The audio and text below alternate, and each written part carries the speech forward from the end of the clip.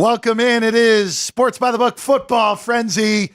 Week 2 in the National Football League, Week 3 in college football. We're thrilled to be with you. I'm Jeff Parles.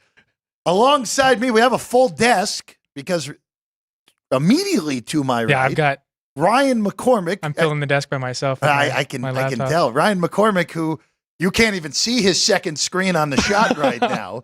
Of course, known as the producer of Punchlines. He'll be joining me every Monday and Thursday on this show. And then we see a difference in strategy and generation. Vinny Magliulo is here as well. The legend. I don't know about I have my old school laptop. Let me ask you something. I just want to give Ryan a lot of credit here because what people don't realize is that with this other screen, he's bringing the astronauts back from the space station. Exactly. Clearly. That's exactly what I'm working on. Yeah. My goodness. Ryan needs his own desk. Now I know why they got you back there because there's probably all that room back there. Yep. Very nice setup. I've got 3 monitors. I'm very impressed. I like this. No, it's very. I mean, we. I might stay in here all weekend and book the games right from this spot right here. I got to show this to Chris. Oh, well, I'm sure if Chris is watching right now. I'm sure he loves it. But again, Ryan with tripling our monitors on the desk usually for this show by going from 1 to 3. So. I should have brought my pencil too. I think I have it in one of my folders here. Vinny, as always, it's a pleasure to have you here. Good to be with you guys. So let's start. Let's just start with the NFL game first. Uh-huh. And as you know, the game that sets the dynamite up for the whole weekend. That's right. The fuse. We like the fuse tonight. Buffalo's a 2.5-point underdog in Miami tonight. As you've mentioned on this program before, nothing gets by us, as we know. The weather tonight at kickoff is going to be 82 degrees with 85% humidity in Miami. And as we've talked about, that is usually something you have to keep track of early in the season, especially with teams not used to the humidity going down the South Beach. Yeah, I mean, it's a different kind of, it's humid. Listen, but there's some humidity up in the Northeast, right? And it's still, upstate New York. Jeff, you're from that part of the country, and we grew up back east, and in the summer, it's late summer, so not quite as bad. Now, 85% is not. It's not awful. I mean, there's certainly been times when it's been worse, like 90 or above. I remember a few Patriot games and Bill games a couple of years ago where it was a bigger factor. But overall balanced action on the game, 2.5. So happy to see that. Mostert out for the Dolphins tonight. Ashawn questionable, probably leaning more towards playing or maybe a limited role, and then some more defensive injury, more overall injuries, I guess, for the Bills. Although Josh Allen is going to play. I mean, he hurt his non-throwing shoulder. I think when too many hits these quarterbacks are taking, guys. And in Week 1 we saw he taking some hits. Lamar Jackson really took quite a few hits, so it's going to be interesting to see how strategies change or what adjustments are made. I think by some of the offenses as we get rolling here, guys. Yeah, I mean, you make the point of quarterbacks, the mobile quarterbacks that are their offensive weapons. Yeah. I mean, Lamar Jackson, Josh Allen, even Jaden Daniels taking the hits that he did.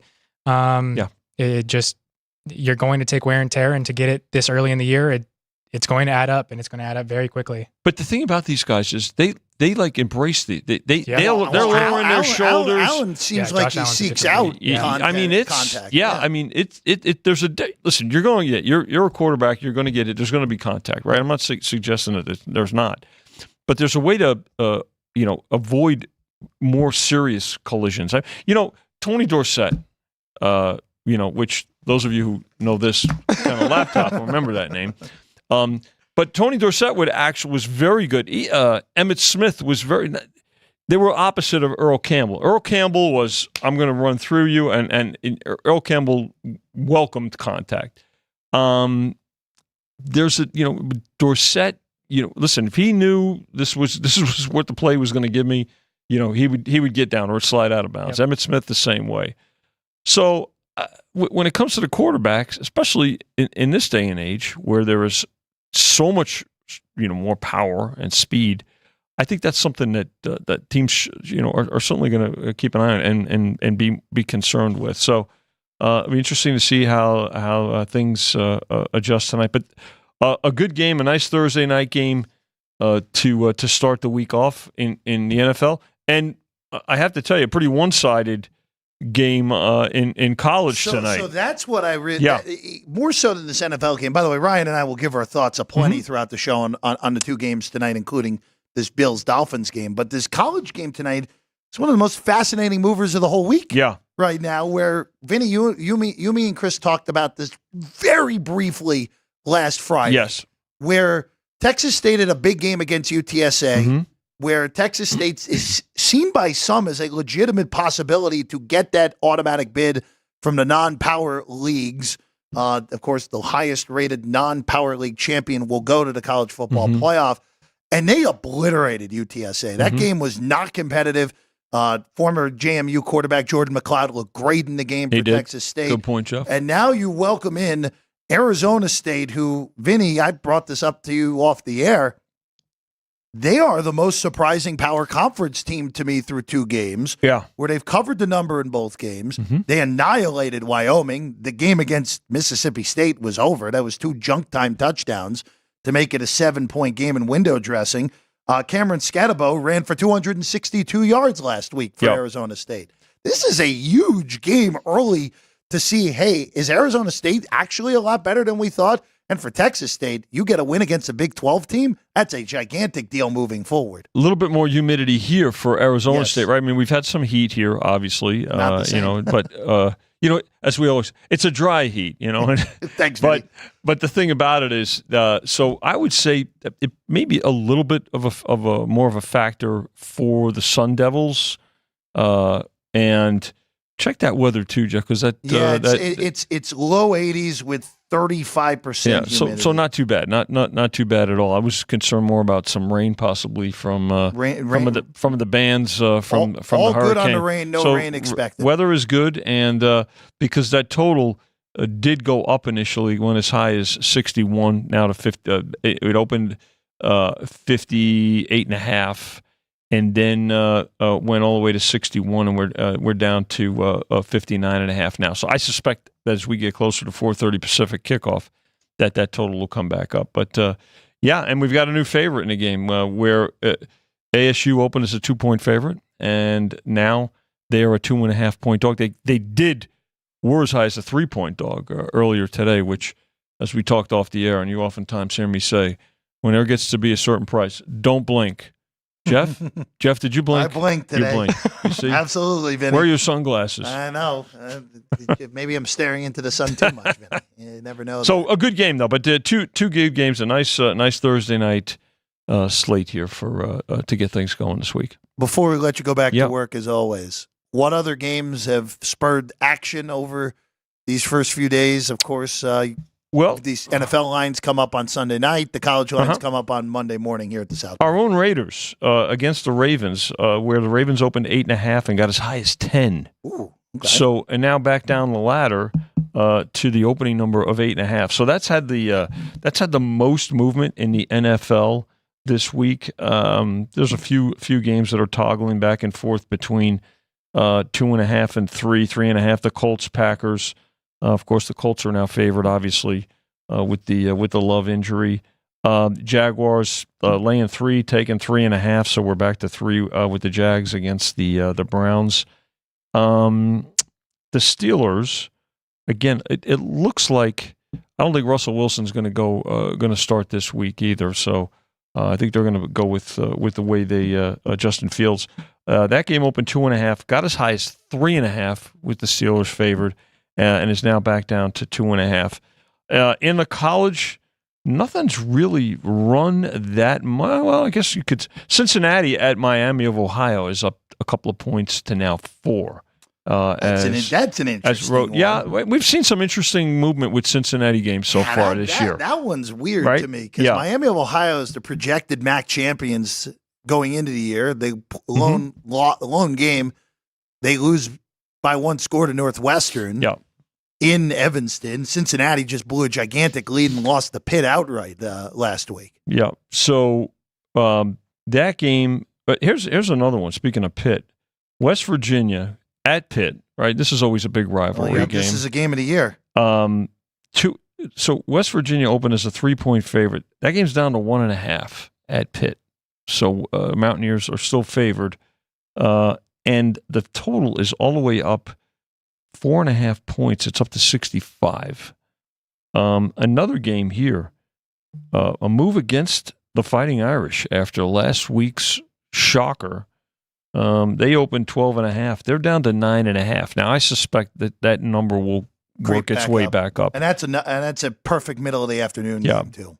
And we think Cam Rising is doubtful this week against Utah State. I mean, kind of an unfortunate sign of the times with him in recent years. But the injury last week, Jeff, you and I were talking about it. We actually saw when he got hurt. It looked like it was worse. I thought it was going to be his wrist or something.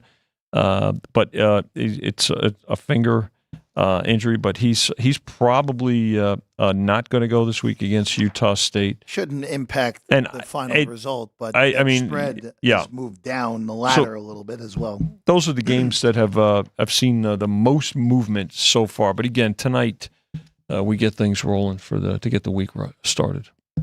And as we all expected, Missouri and Boston College is the only top 25 matchup on Saturday. As we all expected. Look at you smiling. That wasn't supposed to be a Missouri comment. That was a Boston College comment more than anything. Talk about Arizona State being a surprise. How about the BC Eagles? Well, how much of that is that Florida State is surprising us the wrong direction? Well, listen, you know what? I mean, we kind of figured the ACC would be down. We recognize, but there's some team. BC and Georgia Tech are better than we thought. Syracuse is better. Syracuse is better. So kind of I don't want to quite say that there's a changing of the guard in the ACC, but certainly I would say from top to bottom, more power rating adjustments overall, significant power rating adjustments in these first couple of weeks in the ACC. I agree with that. Vinny's always a pleasure. Good to be with both of you guys. We'll see Good job. See you and Chris Andrews and Jimmy Ficarro tomorrow afternoon. That's right, Friday afternoon. For Sports by the Book Football Frenzy on a Friday. There we go. Ryan? It'll be perfect to go. Can I wave to the astronauts? They say hi. That's awesome. Vinny, thank you as always. Great stuff. All right, we'll take a quick break ourselves. When we get back, Ryan and I will give our thoughts on tonight. Miami hosting Buffalo, and also that Arizona State-Texas State game that's had a whole boatload of movement.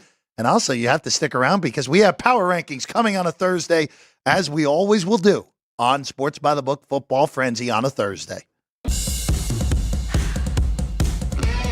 South Point offers all the types of entertainment you'd expect at a first-class Las Vegas resort.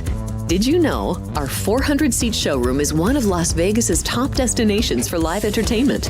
Enjoy live performances by classic Vegas entertainers, bands, and today's hottest comedians, plus a rock and dance floor. You can also enjoy live entertainment at the Grand View Lounge, where you'll feel all the vibes of old Las Vegas. Enjoy the music, and if you love to laugh, don't miss The Dirty at 12:30, our very own free comedy show. Every Friday night at 12:30 a.m. in the Grand View Lounge. The Dirty is 100% free, so arrive early. Go to southpointcasino.com or call the box office at 77136 for today's performances at the showroom and the Grand View Lounge. When you're ready for your favorite cocktail, stop in and unwind at one of our 7 specialty lounges. There's a bar around every corner, because you're in Vegas, baby. South Point Casino has plenty of attractions for the whole family. Catch a movie. Our 16-screen movie theater includes 2 XD Extreme screens for the ultimate in viewing, sound, and luxury. After the show, treat the family to a variety of treats at our old-fashioned ice cream parlor, Kate's Corner. We scoop up a variety of creamy concoctions, including smoothies, hand-dipped cones, milkshakes, malts, sodas, and sundaes. At Kate's, there's something for everyone. And if you've still got time to spare, our bowling center might be right up your alley. Voted Best of Las Vegas, it's a great place for friends and family fun. 64 lanes, a pro shop, snack bar, and arcade. And while the kids are bowling, you can play slots and sip on a drink in the Alley Cat Lounge while overlooking the lanes. For our more serious and professional bowlers, the South Point is also home to a separate tournament bowling plaza.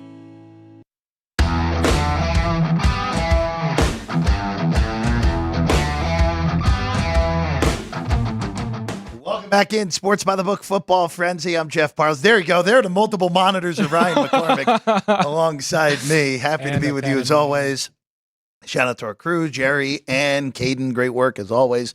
Shout out to Sean, who worked on a lot of the things you'll see on the show as well. Yep. All right, Ryan. First off, welcome to the desk. It's nice to have you up here. You also dressed for the occasion with I got with footballs on your shirt, which is always good. Yeah. But it's great to have you up here, and Ryan will be joining the desk on Monday and Thursday moving forward for Football Frenzy. And we got a good game to start with, Ryan. Yeah, we do. Yeah. So Buffalo and Miami, Ryan, I'll give you the floor here because I'm very curious where you're going in this game with Miami right now, a 2.5-point favorite against the Bills. This was a 2 opener, got as low as 1.5, and that total has been bet down 2 whole points from 50.5 to 48.5, and even some 48 in the market now. Well, so everyone that we've talked to, and even Frank on Punchlines, is on the side of the Dolphins in this one. But when you look at the recent history, the Bills have won 9 of the last 10 in this matchup, straight up. Josh Allen is 6-0 on Thursday Night Football, 4-2 against the spread. And the only time that they were an underdog on Thursday Night Football was in 2019 against the Cowboys. And they ended up winning that game by 11 points. So for me, I'm looking more on the Bills side. I went and looked at Josh Allen has never had a game against the Dolphins in which he didn't throw 2 touchdown passes. He had a perfect passer rating in the first matchup last year, but that was in Buffalo. So if you look at the game that clinched the 3 seed at the end of the year last year, in which the Bills won that game, he had 2 touchdowns and 2 interceptions. So we all know Josh Allen to be throwing interceptions in primetime games. That's kind of what has become his reputation. That's kind of one of the things that I was looking at for tonight, is either quarterback to throw an interception. Josh Allen has a 15-3 touchdown to interception ratio against the Bills. And Tua has a 5-7 touchdown interception ratio. So one of the props I was looking at is Tua Tagovailoa to throw an interception tonight, minus 135 at the book that I got it at. Okay. So, and then if you look at last week, the weather in Buffalo was really bad, and Josh Allen in his offenses, they like to throw the ball. They like to spread it around, and not having Stephon Diggs may have played a part, but it was really windy and they didn't throw the ball a lot. He had 23 pass attempts last week, which is the 5th lowest, excluding his rookie year, the 5th lowest of his entire career. Okay. So being that you did say it is an 80-degree night in Miami, it should be a fun one to watch Josh Allen and Tua throw the ball around. It's still funny after all these years. And look, you've listened to this show over the last year and heard me in the past. You know I get on Josh Allen. I think that a lot of people. I think he got a little bit over pop. Now it's kind of come back the other way, where this Buffalo team is actually underrated, which is kind of amazing for me to say that after where they've been over last year. Especially the last 2 years. Where I thought they were an unworthy Super Bowl favorite going into the last 2 seasons. Yep. And here you are in a matchup that you just said. And the only loss in those last 10 games against Miami was a game where Buffalo outgained Miami by nearly 300 yards. It was one of those fluky outings. That was the butt punt, if you remember that, Ryan, where the Dolphins punted the ball off of their own blocking protector's butt that ended up being a safety instead of a touchdown for Buffalo, and they won the game because of it. But, tonight, I'll just say this real quick. I don't have any official plays on this game. Okay. But if we land on 3, I will take Buffalo. I will take a full 3 very happily.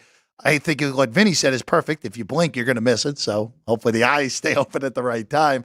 But this is a great in-game game for me because I'm very interested to see where Miami's running back room is battered. We don't know if Devon Achane is playing tonight. Raheem Mostert is out. We already know that. So you're going down deeper into the depth for the Miami Dolphins. You're going to have the rookie out of Tennessee, more likely than not making his debut. Wright is the kid's name. Jalen Wright will probably play. Jeff Wilson Jr. will probably play. So it is a little bit, if Achane's unable to go, that's a lacking running back room for Miami. So very interested to see how this played out. I'm curious to see if Miami runs the ball well. They struggled, especially in the first half a week ago against Jacksonville. This could be a slow start as well, Ryan. Yeah. Again, I'm not big on the side of the Fins. I did go back and look at Tyreek Hill in his matchup against the Bills. He's been with the Fins for 2 years now. In the first game against so I was tempted to bet Tyreek over 99.5 receiving yards. A lot of yards. To get to 100 receiving yards in tonight's game.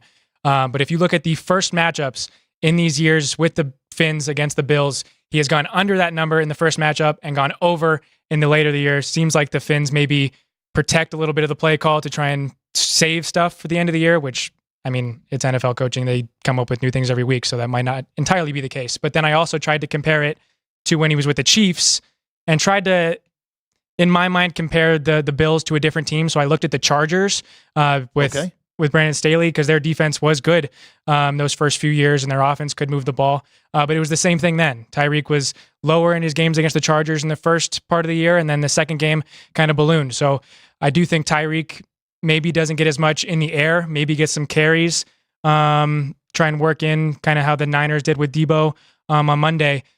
So I tempted more on Tyreek's rushing total, which I believe is in the 30s, maybe 20, I think high 20s. Okay, I'll double check that number for you. But so yeah.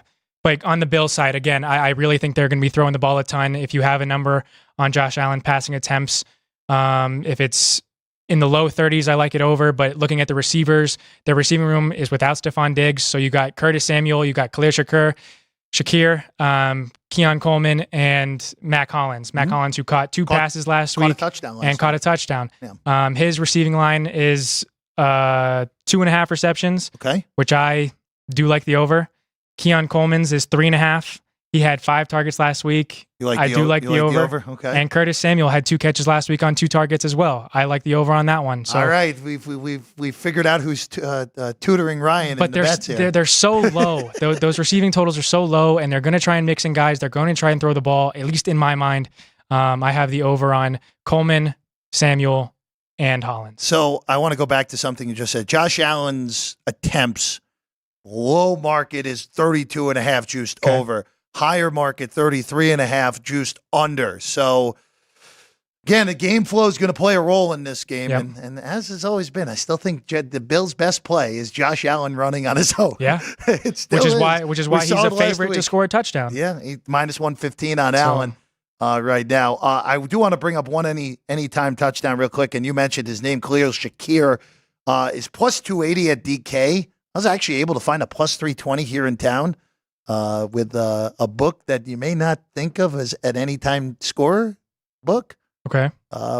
Looking at you, John Murray and company down in the Westgate. Good number on that. I appreciate it. I would look to Shakir, who, he's not their best receiver, and he won't be by the end of the year. No. But he's the one guy that Josh Allen has had around and has relied on in the past with this whole new look in this receiver room. And Shakir, of all those numbers, I don't think Mac Hollins is scoring a touchdown for a second consecutive week. You're in a scenario where Dalton Kincaid's numbers not bad, but they really didn't look at the tight ends last week. Both him and Knox were very, very limitedly used. When they had used him a ton last year. I thought Kincaid was going to have a huge year this year, and he didn't have a big game by any stretch in week 1. So if you want to take a shot on Keon Coleman, you want to take a shot on Shakir, I prefer the Shakir one. Either of those on an anytime touchdown score. Not too bad on that front. Any of those guys with the minus price that you're only would be Allen confident in? Just only Josh Allen? I don't love laying a price on receivers, even though, again, Tyreek probably will score tonight. HN, we're not even certain if he's going to be able to play tonight. Right. And I'm not. Jeff Wilson is teetering between that plus 105 and a minus 110. I don't want anything to do with that. Okay. Yeah, that would be the way that I would look at that anytime touchdown market. The other game tonight is in college. Vinny brought it up a bunch. Oh, there you go. Blink twice. You got to do it right now. Arizona State's back to 3 behind us, Ryan. So there you go. That is going to be a play for me, plus the 3 on Arizona State on the road. It is a difficult spot. There is no arguing that. Short week. And not only that, forget short week. Arizona State's, here's a fun one real quick. Arizona State's game ended last this past Saturday. So that's a very difficult turnaround with that game ending almost at 11:30 local time in Tempe to going into San Marcos. And that's a still solid 2.5 hour flight. Yeah. Arizona State will have longer in the Big 12 now, but still not the easiest of road trips against a team in the Bobcats who just drilled UTSA last week behind Jordan McLeod's awesome play yet again. Yeah, I mean, Jordan McLeod won his Conference Player of the Year last year and very much deserved it, and is showing that he can do the same with Texas State. So the thing that I went and looked at this game, I know it's a new coaching staff with Kenny Dillingham, but Arizona State, their first game on the road since 2020, they have not won a game. Their first road game of the year. They also are 2-8 in road games, period, the last 2 seasons. So I know it is a turning of the tide with Kenny Dillingham, and we'll get to see kind of what he did at Oregon and bringing it to Arizona State. But I'm on the other side. I'm on Texas State minus the 3, because I do think their quarterback play will be that much better. We'll say last year, so Dillingham's first full season last year, they only played 4 road games. They wanted UCLA. They had Washington on the ropes last year in a weird game that Washington won 15-7. Yeah. And then they lost by 3 to Cal, and Utah beat them 55-3. So a little bit of a mixed bag. Again, that was not a good Arizona State team a year ago. What I said to Vinny, of all the power conference teams, this is the most surprising in a positive way through 2 games, where I had them bottom of the Power 4, basically, other than Vanderbilt, who's also been a nice surprise through 2 games. But this team is totally reasonable, especially with the way they look. Now, granted, Wyoming might just be awful. There's a possibility of that.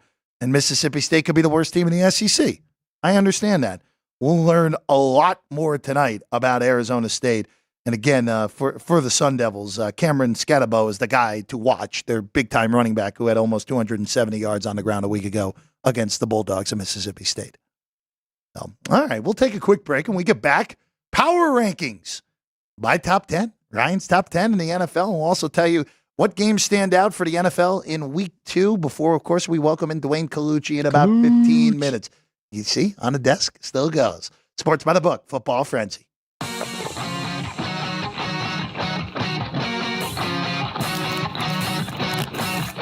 Once you've satisfied your hunger, get ready for more of the hottest casino games in Vegas. Our 24-hour, 30-table non-smoking poker room proudly hosts all the most popular poker games with a variety of betting limits. Visit the poker room for a schedule of daily tournaments. Whether you're going to hold 'em or fold 'em, the best place for poker is at South Point Casino. You'll notice that our craps tables are usually the loudest in the casino.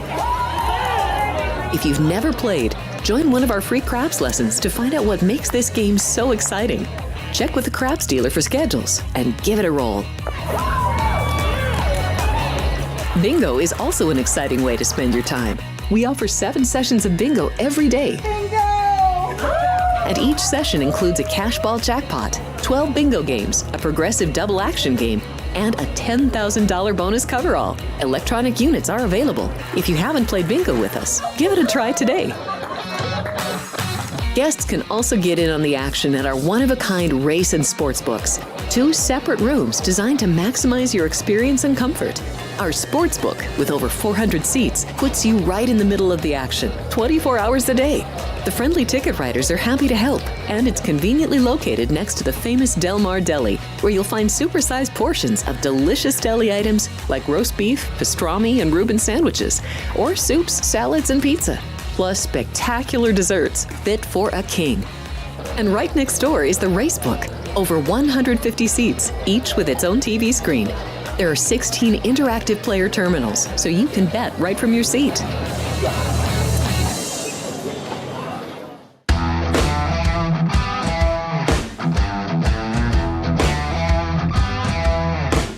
There's the sports book here at the South Point studio. Ryan McCormick's on the right. I'm Jeff Parles. We're happy to be with you. There we go. There's the wave at the end. See, I'm always bad at timing this. But we have friends in the chat, as we always do, Ryan McCormick. That we do. And our good friend Joey B, who's very active as a punchy on Punchlines. Yep.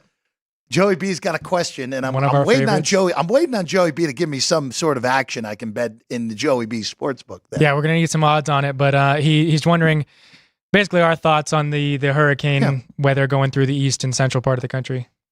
So again, thankfully for tonight, it does not look like it's going to impact either game. It's not going to impact San Marcos. Actually looks pretty nice, all things considered, for Arizona State and Texas State. And Miami's weather is basically what Miami's weather is at any point at this time of the year, with a chance of a thunderstorm, super humid, high 80s, at least through the day. It's going to back into the low 80s by the time the game starts in about 2 hours. So, yeah, it doesn't seem to be that big of an impact, at least tonight. We'll see as the week goes along, but at least tonight it does not look so bad. So would you think it's a better time to jump on over like total numbers to try and steer, get an early under in games that it could impact? So I need to look. Yes, for places that could get impacted this weekend, yes, you would probably be looking to unders. I don't know if it's going to be as impactful on Sunday as some may think. It would be probably looking to Saturday, and even by then, things might have dissipated completely, or just like a regular rainstorm more than anything. So I don't think if this was coming through on Sunday, different story for some of these games. But it looks like this came early enough in the week that it shouldn't be as big of that big of an issue, at least for these weekend games right now. Yeah, the places that I thought would have been impacted don't look to be overly impacted, at least over the weekend. All right, Ryan, you ready for power rankings? Let's do it. Let's do it. I'll give mine first, and then we'll have Ryan give his. For the National Football League, heading into week 2, and there is some movement, including some that I know people will be, if they were watching last week. The Baltimore Ravens, I moved up despite losing. It's just something I do not do very often. If anything, they just stay put or go backwards. But I moved Baltimore up because of what happened around them. Kansas City stays at 1. No shock there with a nice close win against Baltimore, where, quite frankly, it felt like they should have probably won the game by more. That's why part of the reason I moved Baltimore up, because they were able to hang in the game despite the fact not playing well. Niners and Lions, I flipped. They're basically the same, but the Niners just an inch above the Lions at this point in my ratings. Eagles moved from number 8 to number 4. There's a whole reason for that has to do more with other teams than the Eagles. Okay. Horrible first quarter, but really played well after that first quarter in Brazil. Baltimore moves from 6 to 5. This is just more because I didn't feel comfortable moving other teams up further, and I needed to move a few teams back a little bit. Okay. The Jets slide 2 spots from 4 to 6. Again, I think that performance had more to do with the 49ers than it had to do with the Jets' outlook for this season. If they lose to Tennessee this weekend, we have a completely different conversation next week. But for right now, I'm not backing off. I still think this is a top-tier roster. It just happened to run into a team that is better than them at the moment than the Niners. Houston moves from 10 to 7. Questions defensively, sure, but C.J. Stroud, I thought, looked great yet again. Again, not a great defense they faced, but no problem there. Buffalo moves up to 8. Win a close game. Josh Allen looks good. I think that is all the explanation you need. Cowboys from out of the top 10 in, dominated Cleveland the whole way through. They deserve to move. I had them at 12 as it was anyway. I had them hopping Miami and moving into at number 9, and then Cincinnati all the way down from number 5 to number 10. I don't know if Joe Burrow's healthy, Ryan. I really don't. And if that's the case, then Cincinnati's going to tumble further if they lose this week in Kansas City. Green Bay falls out solely because, as of right now, my rankings have them without Jordan Love. Yep. If Jordan Love did not get hurt, Green Bay would be sitting right now at number 8. So they would have only moved down 1 spot from what I had them at week 1. But because Love is looks like he'll be out this week, I have to go with them and Malik Willis. And Malik Willis is a solid 7 points worse than Jordan Love, Ryan. Yeah, I could see it. I like your lineup. Just the Bengals at 10 is the only question I have, because I agree with you. I don't think Joe Burrow is healthy, and I think that offense has a lot more question marks. When Jamar Chase isn't on the field, you don't know what you're going to get from T. Higgins, especially when he's not on the field. You don't have Joe Mixon at running back anymore. You don't know. That offense is just a complete question. And 100%. Without the weapons, I don't know if Joe Burrow is the Joe Burrow that's going to get them. And not only that, the defense now, this is regressed hard last year off of back-to-back deep playoff runs. Yep. I mean, again, it didn't give up a lot of points against New England, but when New England needed to have have it on the ground, New England got what they wanted and needed. And that's a little concerning moving forward for Cincy's defense. Yeah. But I like it. I like yours. But to go with mine, I have the same top three. Ooh, I like your Chiefs, back end. Niners, and Lions. Until Patrick Mahomes isn't on the field, the back-to-back Super Bowl champions are going to be the number one power-rated team in the football for me. And then the Niners, probably the most complete roster in all of football, still have injury holes, Christian McCaffrey, Dre Greenlaw, and among others. And then 3 and 4 is kind of where I split a little hairs. I put the Lions there because I do think that they have a very complete roster. They have a ton of weapons on offense. And then the Eagles, I like a lot this year. I like the addition of Saquon Barkley. I love their offensive line. Their offense has so many different playmakers. And then their defense is solid. And then they're in a division that they can win.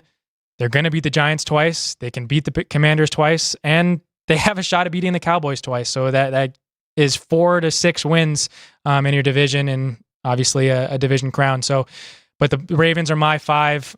They were my Ravens was my Super Bowl pick to start the year, just because I didn't want to see the Chiefs there again. But after watching Thursday night, the Chiefs are the best team in football. But the Ravens just have to figure out what they're doing with Derrick Henry. Once you figure out what you're doing with the King, and you have Lamar Jackson, that offense should be able to run all over the field, and they have a solid defense. I know losing Patrick Queen makes Roquan Smith take a little bit of a hit, but they're still a very solid roster. And then the same thing with that Jeff said with the Houston Texans. They have so many weapons on offense, and DeMeco Ryans. I said this on Punchlines earlier this week. The Houston Texans got out of DeMeco Ryans what the New York Jets thought they were going to get out of Robert Saleh. 100%, right? Each of these coaches were hired from being the defensive coordinator from the San Francisco 49ers. They both got to draft the quarterback that they wanted, and one turned out a hell of a lot better than the other. Yeah, just slightly. So I that's why I have the Texans here, and I do think that they can make a run this year. But then the Bills are my 7. I know you have them at 8, but when you have Josh Allen as your quarterback, you can lose Stephon Diggs, and he's going to make plays by himself. You saw it at Wyoming, and he kind of gave that school a name again. But then of the people that have these power ratings, Kenny White, Alex White, Jeff, and Chris Andrews, I am the only one to have the Tampa Bay Bucks in my top 10. They handled the Commanders last week very well. They have a very good amount of pieces on offense. They still have Mike Evans. They still have Chris Godwin. They have a great running backs room. They have Baker Mayfield, who the Browns should have stuck with at quarterback. And they have a solid defense, and are in a division with the Carolina Panthers, the Saints, and oh my God, the final team. Well, the Panthers, the Falcons, and the Falcons. Saints. Yeah, Kirk Cousins, who I don't think is healthy, which is another reason I don't have the Falcons in my top 10. I'm not expecting much more from Atlanta, especially when they lose in the fashion that they did to Pittsburgh last week. And then the Cowboys are my 10. Just trying to see if Mike McCarthy can finally get this team over the hump that they can't win a playoff game. So I want to go back to the Bucs real quick, because they were one of those teams that some people. Last year I thought they were going to be the worst team in the NFL. They were not. They won a playoff game a year ago. The going into this year was kind of like, all right, Atlanta's the best team in that division. Tampa, New Orleans are just kind of there. Is Baker going to regress with Canales going to Carolina? Sure. And Carolina looks like the worst team in the league yet again. 100%. After whatever the hell that was in New Orleans on Sunday. Thank you for pick 33. Yeah, hey, look. The Bears have the second round pick for the Panthers, and that will be the top pick of the second round. Oh, not only that, thank you for Caleb Williams. More so than anything. But Tampa's the one team that is the most interesting to me of, are they able to retain the success they've had over the last few years yet again, right, as that coaching staff now starts to turn over a little bit? And for Baker, look, we've seen this before, where Baker has an awesome year. We saw it in Cleveland, awesome year, and then falls off the cliff. I'm just curious if he's capable of putting back-to-back really high-end years together. If he does, Tampa should be the betting favorite in the division, especially after what we saw from Kirk Cousins, who cannot move right now in that first game for Atlanta, of course, losing to a team that did not score a touchdown in the Steelers. Yep. The only team to lead their division without scoring a touchdown in week 1. Yes. But yeah, I have a ticket on the Buccaneers to win the NFC South. So I do think as well as hope that Baker's going to lead the Bucs for the rest of this year. So, Ryan, before we go into our interview with Duane Colucci, who will join us momentarily, are there any games that you've already bet, or are there any games in the NFL or college? Well, we'll go in the NFL here. Any NFL games that you are definitely going to have a wager on, at least from a traditional sense this weekend? The Niners in Minnesota. Okay. I have already laid the points with San Francisco. Okay. I think the way that the Vikings beat the Giants might have the second overall pick in the next draft. They are not good. I think it's an over-adjustment thinking the Vikings are going to be this good. It's 5.5 now. I got it at 6. So yeah, even with that, I like the Niners in that one. And then there was another one. The Saints are playing Dallas. And I think that's another one where people giving the Saints too much credit for beating up on the worst team in football. I have the Cowboys minus the 6. Yeah, and kind of in the camp. At least the first game, I'm probably not going to play anything. I'm just curious with Minnesota, like you said, how much of that was the Giants, right, and how much of that is Minnesota actually being a half decent football team, which they are more than capable of being. Sure.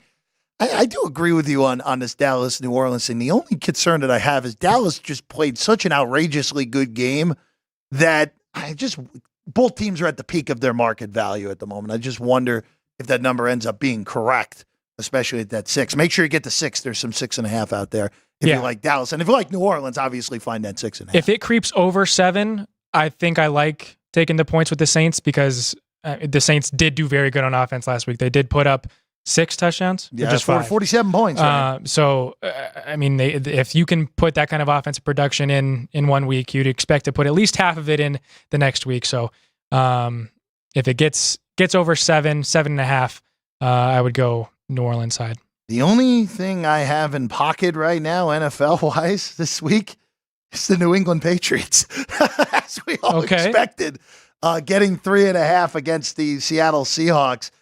Tough spot going across the country for Seattle after, again, they won. They didn't cover against Denver on the closing number. New England coming off of a surprising win. I understand that this market may be a little out of whack because New England's power rating moves up with the upset win over Cincinnati. But I thought from the beginning of the year, this is a game New England can absolutely win at home. Their home opener against the team traveling across the country and a team that looks like they're going to be without Kenneth Walker this weekend as well. Yeah. There'll be a little pressure on the second-year man out of UCLA, Zach Charbonnet, who looked pretty good when he was asked to play last week for Seattle. But I'm on the Patriots getting the 3.5. I can't wait to see how that one blows up in my face. But I do like New England plus the 3.5. That is the only thing currently in pocket NFL-wise. I think you sold me. There will be. I can guarantee you there will be more as we get through the next few days. All right, let's take a quick break. When we get back, Duane Colucci will join us from Summerlin up at the Rampart when we get back on Sports by the Book Football Frenzy. South Point Casino has plenty of attractions for the whole family. Catch a movie. Our 16-screen movie theater includes 2 XD Extreme screens for the ultimate in viewing, sound, and luxury. After the show, treat the family to a variety of treats at our old-fashioned ice cream parlor, Kate's Corner. We scoop up a variety of creamy concoctions, including smoothies, hand-dipped cones, milkshakes, malts, sodas, and sundaes. At Kate's, there's something for everyone. And if you've still got time to spare, our bowling center might be right up your alley. Voted Best of Las Vegas, it's a great place for friends and family fun. 64 lanes, a pro shop, snack bar, and arcade. And while the kids are bowling, you can play slots and sip on a drink in the Alley Cat Lounge while overlooking the lanes. For our more serious and professional bowlers, the South Point is also home to a separate tournament bowling plaza.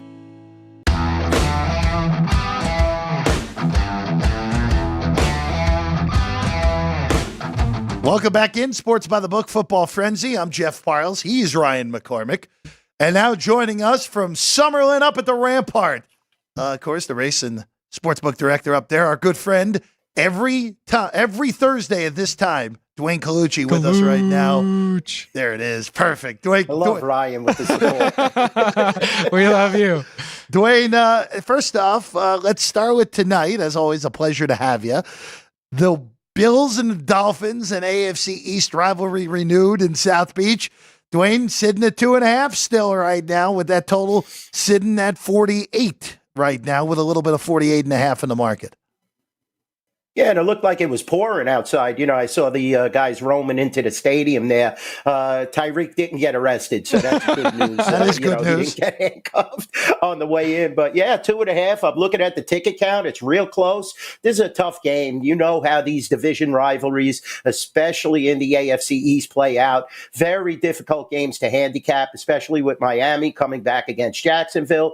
Buffalo came back against Arizona. A lot of people are counting on Buffalo to have somewhat of a down year just because of the Diggs situation. They lost him.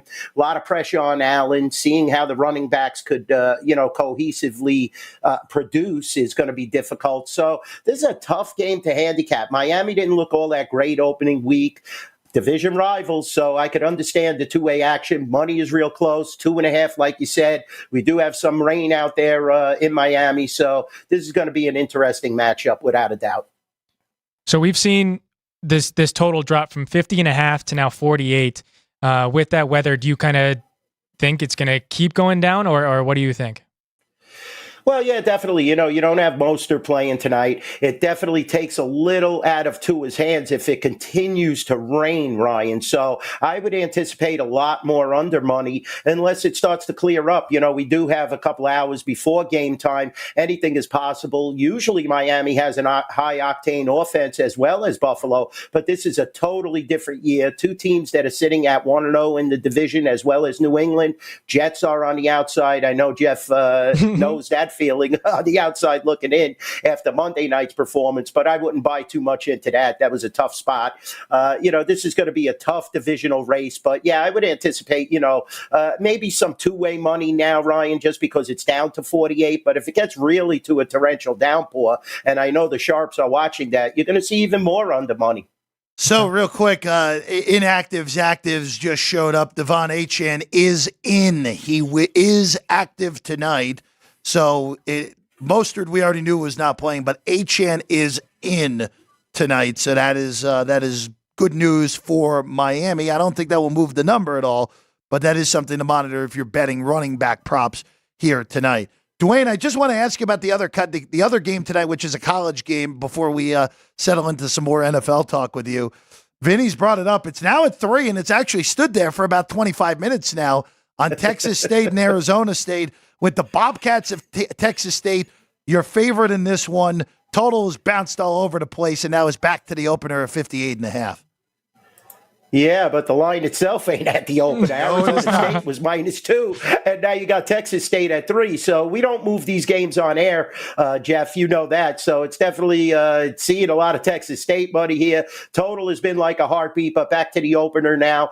Substantial handle on this game. Nothing overwhelming, but yeah, enough for us and Chris Andrews to move that line to a 3-point favorite now, whereas the dog opened a 2-point favorite. So we're going to see how this game plays out. 58.5, like you said. Texas State is -145, I believe, on the money line as I'm looking at, plus 125 on Arizona State on the buyback. So an interesting game. Nowhere near the handle of this Thursday night NFL matchup, though. I will say that. Nowhere near as big. So Duane, just going back to the NFL here, I want to start with the game that Vinny. Well, actually, you know what? We're going to start with your team first, actually, Duane, and a game that Ryan likes as well, and that's the Dallas Cowboys hosting the New Orleans Saints. Both teams coming off dominant performances. Has settled in at 6 here now, Duane, with a total of 46.5. Of course, Dallas favored in their home opener. Yeah, we opened it at 6.5, and now we're down to 6, which is understandable. I mean, New Orleans did play well, but who did they play? The same thing with Dallas. They're playing a team without Chubb. Deshaun Watson coming off that massive injury. Definitely there was going to be some rust there, but nobody felt that they would have 30 plays of 0 yards or less out of their 70 offensive plays, which Cleveland had. So Dallas brought the pass rush, the defense. Definitely Diggs was back. You saw he got an interception. reception. CD is happy. You got Dak happy. I'm not so sure how New Orleans is going to react on the road. They didn't play much of a team. I thought Carolina would improve, and you and I and Alex talked about that on the prior weeks to the NFL opening of the season. But New Orleans just took it to them, blew them out. The offense looked really good. Like Ryan said, yeah, if the game gets to 7 or more, you might entertain taking the Saints. But the initial reaction of the Sharps at the Rampart and South Point was to jump on New Orleans with 6.5. I have no problem laying 6 in this position. I think Dallas could win this game. These are the type of games that they have to win to keep pace with Philadelphia, because you obviously could see how bad the New York Football Giants are. And the Commanders, we'll see this week, they match up against each other. Definitely a rebuilding mode for both teams. And you could get the sense that the Giants were going to be horrible in the preseason and in the offseason when you could not sign your superstar and he turns right around and goes to the arch rival. That definitely shows that Saquon was not happy with the Giants or anything that they were doing, and the head coaches, the coaching staff. So definitely, I think Dallas needs to win this game just to keep track and keep pace with the Philadelphia Eagles. So the other game that I liked was the Niners against the Vikings, laying those points, kind of for the same reason of who did the Vikings play last week. What have you kind of seen in that game, and what do you think in that one? Yeah, I'm surprised, Ryan, that there hasn't been an initial reaction on the 49ers. They looked so dominant against the Jets. Now, don't get me wrong, same case and scenario. Aaron Rodgers coming off a debilitating injury, but, they only forced that opening punt, and then they scored on 8 straight drives. So the Jet defense didn't show up at all. 49ers looked like the NFC champions that they are and could easily return to the Super Bowl if they continue to play like this. Purdy looked great. I mean, you're talking that they won and dominated that game without McCaffrey. So, not that Mason isn't an adequate backup. He had a phenomenal game, but the way Debo was playing and, Ayuk wasn't even that much involved, but Kittle, they knew how to move the ball and against a perceived solid defense of the New York Jets. So I am very surprised in this matchup, Ryan. You laid 6. I would lay 5.5 here all day, but let's keep an eye on Sam Darnold. He definitely learned, and he knows that San Francisco 49er defense. So that's what Minnesota brings to the table here. And if he and Jefferson could get on the same page, Minnesota can be a sleeper team this year. I tell one of my coworkers who is from Minnesota, a huge Viking fan, one of my supervisors, that Minnesota do not sell them short. They are not that bad as perceived. And Darnold could definitely, after all these years of experience, whether it was starting or as a backup, he could definitely learn. And that's what they bring to the table. Remember, he was San Francisco's backup last year. So this could be a closer game than perceived, but I got to agree with you, Ryan. I love the 49ers in a spot like this. Let's go to a game that features a playoff rematch from a year ago, and that's Tampa going to Detroit, where we just saw Tampa, Duane, really take it to Washington, as you mentioned. The Lions, they covered. It wasn't pretty, but they covered against the Rams on Sunday Night Football. Duane, I'm a little bit surprised at how the market has taken this through 7. I thought that 7 was going to be the absolute peak, but here we are. It's across the market like a blanket here, with Detroit laying 7.5 at home against the Bucs. Yeah, we opened it at 6, and to go over that key number, like you said, Jeff, and just bypass it and go to 7.5, we are getting steamed with Detroit Lion money, but they're the public darling this year. They're the fancy, fashionable team that everybody remembers from last year. You make a mistake, the head coaching staff there made the mistake, and all of a sudden the 49ers are winning the championship. But I'll be honest with you, I think this is a perfect spot for a letdown. I heard you earlier, Jeff, and you're 100% right. Baker is definitely sharp and definitely capable of leading a team into the playoffs like he did last year. And with Evans, and definitely they look good opening week. So I think Detroit now, 2 tough, games back to back against playoff caliber teams. definitely this game could fall within that 7.5 number. I would be looking to take the points here with Tampa Bay. I'm like you, Jeff. I definitely think if, I think 7.5 might be the peak. So I would take it right now if you're looking to back Tampa Bay. I'm not sold on Detroit yet. The coaching staff makes a lot of gambling decisions, and this could end up backfiring. They didn't look all that dominant, and Nakua didn't really play the second half. So I definitely think the Rams took it to them and can definitely compete, just like Tampa will compete this weekend. I think Tampa has an excellent chance. I agree with you, Jeff. Well, so now I'm going to go to that Rams game against the Cardinals. They're a 1-point dog in Arizona. We've seen Sean McVay kind of own the Cardinals in his tenure as the Rams head coach, but they have some holes on offensive line now. They did have some injuries in that game against the Lions. So what are your feelings in this one, Duane? I'll be honest, Ryan, it went from 1.5 Rams now to Arizona 1. And Arizona looked really good against Buffalo. But this is a game I would definitely lay off. I'm confused the way the sharps and the public are betting this game because, like you said, McVay is usually sharp against this team. Definitely a tough matchup. The Rams are a little banged up, so I could understand Arizona taking money. But you're talking about traveling across the country and back. A very difficult spot here for either team. I would lay off this game. I'm not sold on Arizona at all. I think the Rams are a much better team. Let's keep in mind, though, Aaron Donald has retired. You're not going to have Nakua out there. They definitely have some holes in that running game. So let's keep an eye on this Ram team. It's going to be an excellent coaching, season if McVay gets them back to the playoffs. Duane, I want to go to Kansas City next. The Chiefs and the Bengals we mentioned before. Neither of us on the desk think Burrow is 100%. The betting market has been intriguing in this game because it went below 6. You guys opened there. Now it's 5.5. This is a few things contrasting here. Bengals have been brutal early in the season the last few years. The Bengals are seemingly the only team that can consistently beat Kansas City. So there's a lot going on here in this one with the Chiefs. 5.5-point favorites at Arrowhead. Yeah, definitely. You hit the nail on the head, but I'm looking at a ticket count. What's amazing is that we actually came down to half, but the ticket count is like 6-1 on the Chiefs. So, all them small parlays and those teasers are all on the Chiefs. They love Travis Kelce. They love Patrick Mahomes. They love Taylor Swift. They love it all. I'll be honest with you, but these are the games that Joe Burrow shows up in. Now, he addressed the water bottle this week. I was surprised, and he was just blowing it off. Joe says he's in fabulous shape, that the wrist is healed. It looks like, though, he's still banged up, but I don't bet against Cincinnati in these spots, especially when it's over a field goal. I definitely think this is a bounce back position. Chiefs are riding high after beating the so-called best team in the AFC and Lamar Jackson, the reigning MVP, and they did it pretty handily. They always seem to find extra weapons. It doesn't always have to be Pacheco or Kelce. They definitely move the ball, spread the ball around. They have more than one tight end. They have excellent wide receivers now. This is a tough matchup. I'll tell you the truth. I'd love to take the points, but I'm not so sure. Like you said, is Joe Burrow totally healthy? We're going to see if he could get the ball to Chase this weekend. I anticipate a close game, so I would probably, gun to my head, take the points. Okay. I'm going to, this next one's going to go to Sunday Night Football. The homer in me has to get your opinion on the Bears. They were one of the teams last week to find a win without scoring an offensive touchdown. Their defense did it all for them, beating the Titans.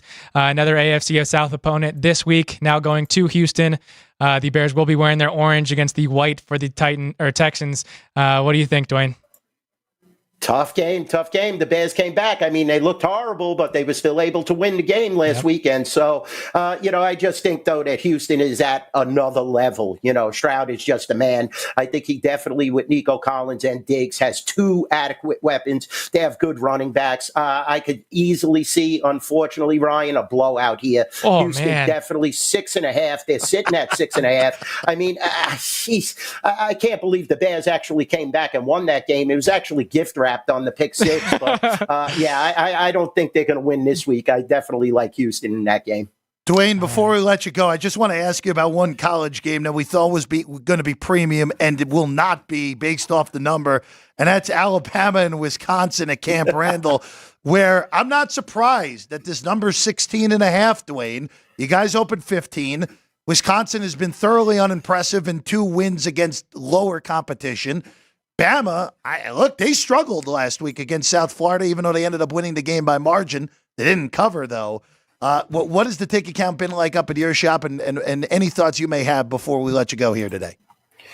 Well, I'll tell you, this is a very tough game, like you said. This ain't the same old Alabama. Let's keep that in mind. Nick Saban is long gone. Wisconsin has kind of looked rough around the edges, but so has Alabama. Ticket count, though, is massively in favor right now, 5-1 in Alabama. Money is only 2-1.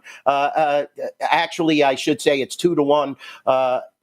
A little more than 2-1, actually. But the ticket count is holding fast. It's definitely at the 4-1, 5-1 range. They're going to bet Alabama. We know that. Definitely. I have a big Alabama clientele here myself, Jeff. So it's going to be interesting to see how this game plays out, just because Wisconsin, they're still 2-0, and you're traveling to Wisconsin. And like you said, Alabama did not cover. They got away late. Very tough game to handicap. 16.5, that's probably the right number in my opinion. It did get, slightly better, but I'm looking at other shops. They have some 16s out there. So good two-way action on this game. Ticket count is high on Alabama, as it should be. Most of the parlays and teasers are going to be on this game, especially the teasers, because you could tease it down. If it does fall back to a 15.5, if you do a 6-point teaser, you're actually laying underneath double digits. So I can understand the Alabama takers here. But like I said, ticket count is about 5-1. Money is even more than that on Alabama. And I continue to see parlays and teasers. So I think they're going to pour it in on Alabama. Just the way Wisconsin looked, like you said, Jeff, they haven't looked all that good, and Alabama hasn't really hit their stride yet. So I think Alabama has a lot of improvement, whereas Wisconsin, men's. He's Duane Colucci, of course. Go to the Rampart, say hello to him. Runs the race in Sportsbook up in Summerlin at the Rampart. One more question for you, Duane. Oh, you have one more? We did have a live comment question. We have a live comment. Okay. Asking, not sports related at all, but is Brooklyn's best pizza and pasta the best New York style pizza in Vegas? It's definitely up there. It's one of them. Dom DeMarco's is right there. But I think, Brooklyn's best is very, very good. Excellent pie there. That eggplant delight is off the hook. That's an award-winning pie. They definitely came up with that recipe. And, other than Dom DeMarco's, they're right there. They're two of the best in town. Good pie is good as well. You have a lot of good pizzerias here now that fly under the radar. And a lot of people that are moving here from New York are bringing their recipes. It's hard to bring the water. That's the whole key. But Brooklyn's best is really, really good. Check it out. They do a phenomenal job, and they have 2 locations now, which shows the success from the property at Fort Apache. They now have one on East Charleston. So doing a great job over there. Awesome. Excellent pizza. Awesome. Yeah, that eggplant delight pizza is quite good. Quite good. Quite good. I echo what Duane said 100%. Awesome. Duane, pleasure as always. We'll see you next Thursday. Thanks, Jeff. Thanks, Ryan. Always a pleasure to join you guys. Absolutely. Duane Colucci, everyone. All right. That's all the time we have here for tonight. Real quick, the final update. Dolphins, 2.5-point favorites, total 48 behind us is where the current line sits. About an hour before game time. Nothing we didn't expect injury-wise. Devon Achane is in. That is the biggest injury news that came across the wire. So, right? It was fun as always. Yeah. You and I and Frank are on Punchlines tomorrow at noon. Yep. For this program, we'll have Sports by the Book at 9 a.m. tomorrow morning with Kenny White talking about his best for the weekend. So you're not going to want to miss that at 9 a.m. And then, of course, our Football Frenzy on a Friday at 2 p.m. Pacific time tomorrow afternoon right here on the Sports by the Book channel. Myself, and then the real main event, Chris Andrews, Vinny Magliulo, Jimmy Vaccaro, all here breaking down the weekend ahead in college and the NFL. Ryan, awesome job. Thank See you. you again next week. Jerry, Ann, and Caden, good work as always. For Ryan McCormick, I'm Jeff Parles. We'll see you again next time here on Sports by the Book, Football Frenzy.